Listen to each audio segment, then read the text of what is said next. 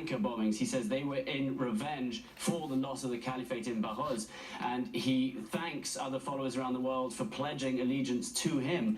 Not only Sri Lanka, but he also talks about Africa and the attacks on French forces there. So this is a major mark for ISIS, and in fact they had spent the last 2 days preparing for this big announcement, and ISIS watchers had seen something was coming, and then they dropped this. It's widely been thought that if he was alive, he was hiding in the western desert in Anbar province. The video gives very little away in terms of that. It is heavily edited. It's thought that the audio track is overlain on top. It's about 18 minutes long, and it's called "In the Hospitality of the Emir of the Believers," and in it it's him talking to other emirs whose faces are blurred out and calling for revenge against the loss of the caliphate.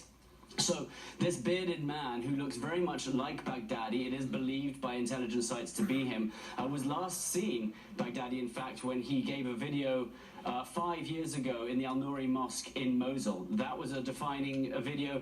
This is another defining one now, and it's expected that this certainly will be a rallying cry for his followers. He talks about the Crusaders. He talks about continuing attacks on the West.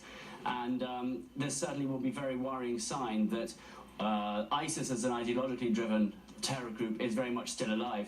Baghdadi came from obscurity out of Iraq, where he was held following the US invasion in Camp Bukka, and he moved across into Syria, where he started ISIS after Al-Qaeda in Iraq, and very quickly took advantage of the Syrian civil war to create ISIS. He became very much the figurehead of this, and to this day, when you see people pledging allegiance to ISIS, they pledge directly to him, and so this will be a really worrying sign moving forward. And I know intelligence groups very much trying to get as much detail as possible about where he is from this video, if indeed the audio was recorded at the same time as the video.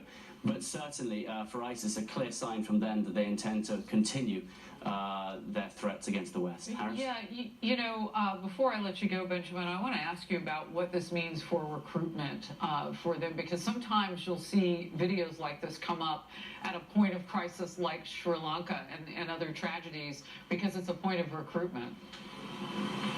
Yeah, absolutely. And we've seen some other affiliate groups try to branch off on their own recently because they were without this figurehead Baghdadi. Certainly what this does is it consolidates power again. It reminds all of them that there is still this caliphate of sorts to pledge allegiance to, and you will certainly see this being used in ISIS propaganda in a big way over the coming weeks and months. A reminder that there is still one person, one figurehead, the caliph, who they can follow. So I think very much worrying that the West are not able to get control over the cyber sphere that ISIS has been able to use so well. You hear intelligence officials especially talking about that.